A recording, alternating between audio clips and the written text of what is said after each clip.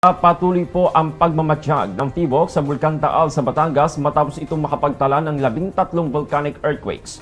Kabilang na po ang 6 na volcanic tremors na tumagal ng 2 hanggang 6 na minuto sa nakalipas na 24 oras at batay po yan sa latest update ngayong Huwebes. Ayon sa PBOX, nasa 2,285 na tonelada kada araw ang naitalang sulfur dioxide emission o nilabas na asupre.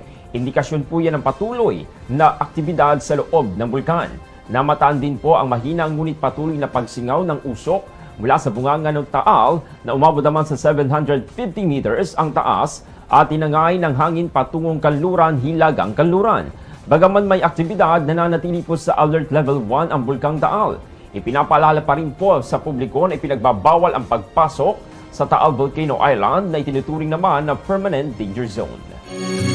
Good morning.